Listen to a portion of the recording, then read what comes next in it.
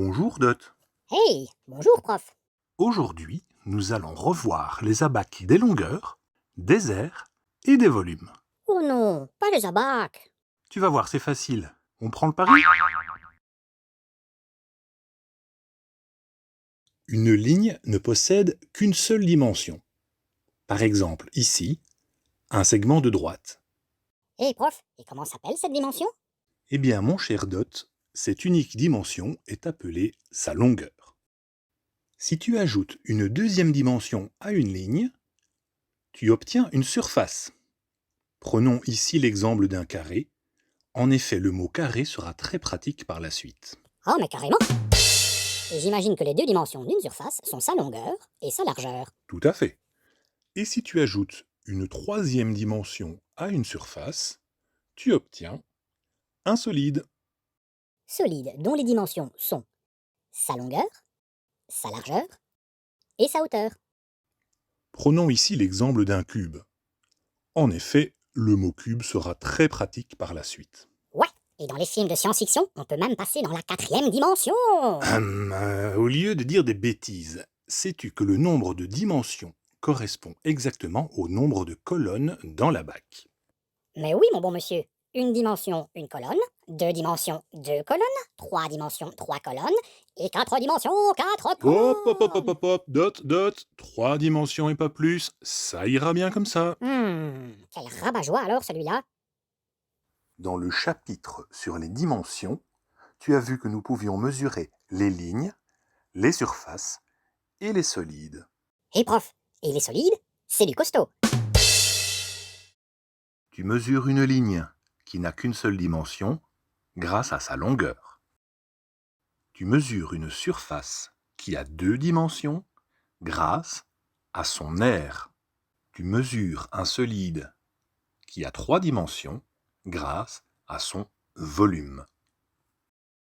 Pour comprendre la suite, tu dois bien faire la différence entre unité et unité de mesure. Oh non alors, je n'ai jamais rien compris à cette histoire. Tu vas voir, c'est pas compliqué. Les unités, ce sont les nombres de 0 à 9. Tu les connais bien, c'est la première colonne des nombres entiers dans un abaque. Elles s'écrivent avec un simple chiffre. L'unité de mesure, c'est la quantité d'une grandeur.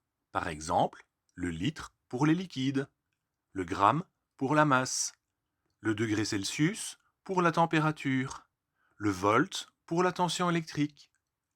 Elles s'écrivent avec un nombre suivi d'un symbole.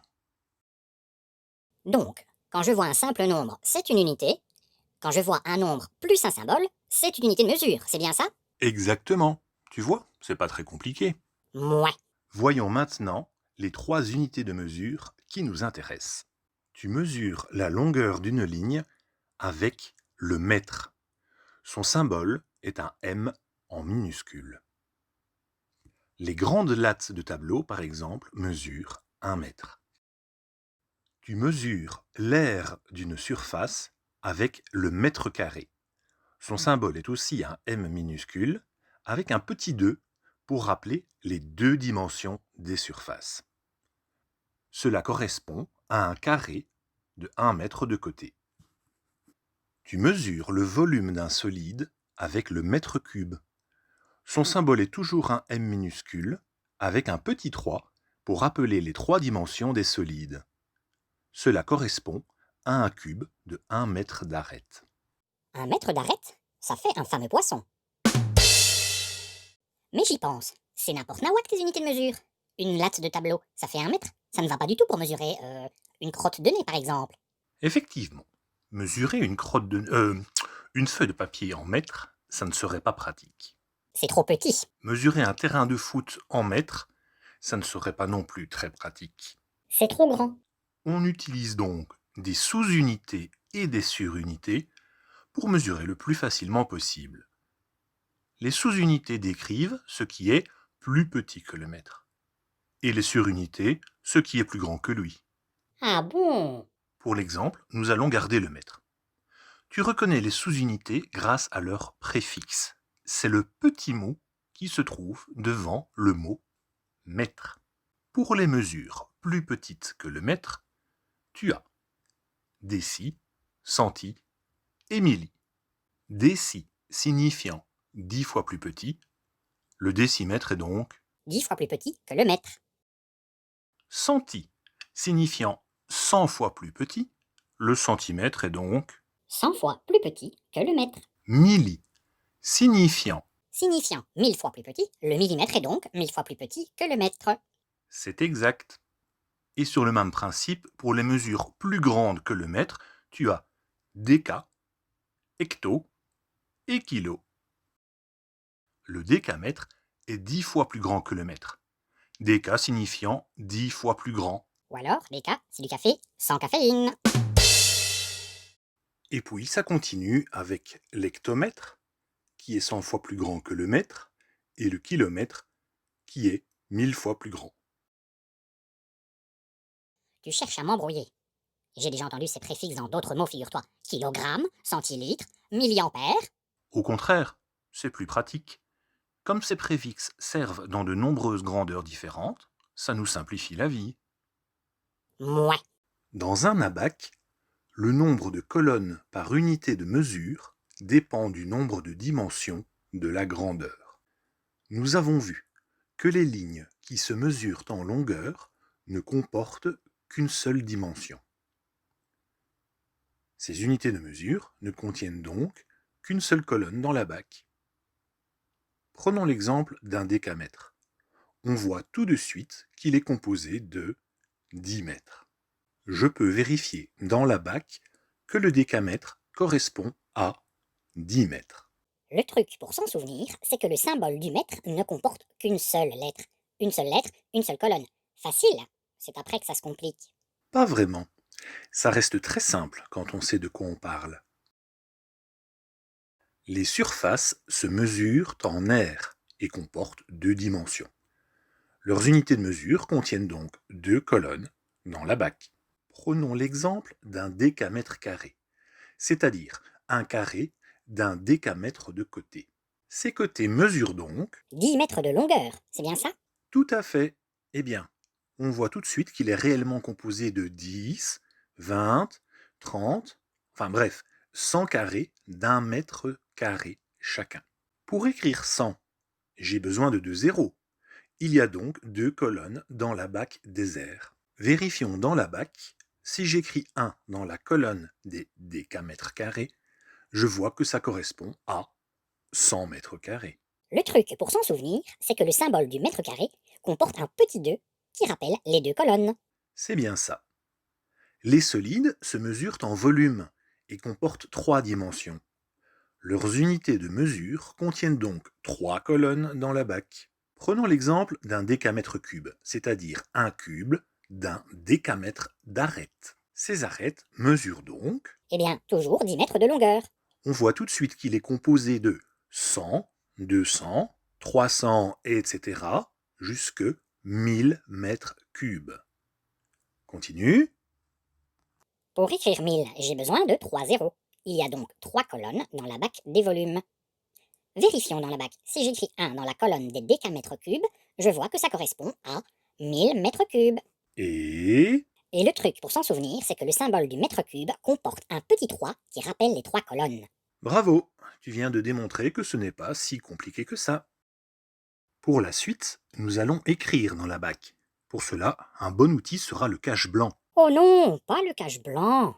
Mais c'est super simple. Il te suffit de toujours l'aligner avec la ligne de droite de ton unité de mesure. Tu choisis ton unité de mesure et tu alignes ton cache sur sa ligne droite. Et c'est tout? Et c'est tout. Si ton unité de mesure est le mètre, tu alignes ton cache sur la ligne droite du mètre. Si ton unité de mesure est le centimètre carré, tu alignes ton cache sur sa ligne droite. Et ça marche même pour les hectomètres cubes? Bien sûr, c'est toujours le même principe. Ah ouais. Maintenant que tu te repères parfaitement dans les abacs, nous allons y écrire. Oh non, je ne vais jamais m'y retrouver avec toutes ces colonnes. Bien sûr que tu vas t'y retrouver. Retiens juste que quand tu écris, seule ton unité de mesure compte. Le nombre de colonnes n'a aucune importance. Commençons. selon que l'on aura affaire à des nombres entiers Sans virgule, ou à des nombres décimaux, avec virgule. on n'utilise pas la même méthode. Pour les nombres entiers, c'est très simple. Je repère quelle est l'unité de mesure employée, je place mon cache et j'écris la mesure du plus petit au plus grand. Par exemple, pour écrire 127 cm, je repère le centimètre qui est mon unité de mesure. Je place mon cache, puis j'écris du plus petit au plus grand, soit 7, puis 2, puis 1. Pour écrire 248 décamètres carrés, je repère le décamètre carré qui est mon unité de mesure, je place mon cache, puis j'écris 8, puis 4, puis 2. Pour écrire 659 mm3, je repère le millimètre cube qui est mon unité de mesure, je place mon cache, puis j'écris 9, 5, 6. Et pour les nombres à virgule alors? Eh bien justement, pour les nombres décimaux, je vais utiliser la virgule. Par exemple, pour écrire 281,323 décamètres. Tout d'abord, je vais repérer le décamètre qui est mon unité de mesure et y placer mon cache. Mais c'est exactement la même chose qu'avant. Oui, sauf que j'écris directement la virgule sur la ligne de droite de mon unité de mesure que j'ai repérée grâce à mon cache. Maintenant, je peux écrire ma partie entière à gauche de ma virgule. 1, 8, 2. Et puis, ma partie décimale à droite. 3, 2, 3. C'est ça? Tout à fait, mon cher Dot. Mais c'est super facile en fait. Alors à toi de jouer. Comment vas-tu écrire 1842,235 mètres cubes? Eh bien, je constate d'abord qu'il s'agit d'un nombre décimal. Je devrais donc écrire une virgule. Je repère le mètre cube, qui est mon unité de mesure, et je place mon cache. J'écris la virgule tout de suite sur la ligne de droite de mon unité de mesure. J'écris la partie avant la virgule, du plus petit au plus grand, et puis je complète la partie décimale après ma virgule. C'est bien ça, prof? C'est bien ça. Bravo, Dot. Yes! Nous avons presque fini. Maintenant que nous savons écrire dans la BAC, il ne reste plus qu'à y lire. Mais ça ne finira donc jamais, Audrey? Avec tout ce que tu sais déjà faire, c'est le plus facile. Pour les nombres entiers, c'est vraiment trop simple. Tu repères le chiffre le plus à droite et tu places ton cache sur sa ligne droite. Ensuite, tu lis le nombre complet normalement et une fois arrivé au cache, tu lis l'unité de mesure qu'il t'indique. Par exemple, pour cette longueur, je repère le chiffre le plus à droite, qui est le 4, et j'y place mon cache sur sa ligne droite. Je lis le nombre normalement, et arrivé au cache, je lis l'unité de mesure qu'il m'indique, ce qui me donne 1234 décimètres. Cela fonctionne pour les trois types d'abac. Par exemple, pour les volumes, je repère le 6, qui est le nombre le plus à droite, et j'y place mon cache sur sa ligne droite.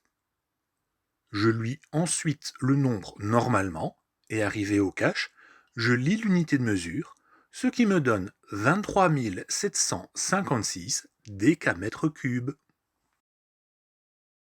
Ouais, facile, Émile. Et pour les nombres à virgule, gudule, c'est aussi simple, sans doute? Oui, c'est juste un peu différent. Pour les nombres décimaux, je commence par placer mon cache sur la virgule. Puis, je le monte tout droit jusqu'à l'unité de mesure. Ensuite, je lis le nombre normalement, puis je lis l'unité de mesure indiquée par le cache. Par exemple, dans cette grandeur, je place mon cache sur la virgule. Puis je le monte tout droit jusqu'à son unité de mesure, le décimètre carré. Ensuite, je lis le nombre normalement et je finis par l'unité de mesure indiquée par le cache, ce qui me donne 523 412 décimètres carrés. Vraiment à l'aise, Blaise. Alors, à toi de jouer. Comme c'est un nombre décimal, je place mon cache sur sa virgule. Je le monte tout droit jusqu'à son unité de mesure, qui est le mètre cube. Je lis le nombre normalement et je finis par l'unité de mesure indiquée par le cache, ce qui me donne 32 543,18 mètres cubes. Et alors, bien joué René? Dis, tu n'as pas fini avec tes prénoms? Oui, c'était bien joué. Maintenant, tu sais tout ce qu'il faut pour convertir des grandeurs et les calculer grâce aux abacs. Mais ça sera pour une prochaine vidéo. Tu n'es donc jamais fatigué, hein? Puisque c'est ainsi, dans les prochaines vidéos, je continuerai avec mes prénoms pour t'agacer. André,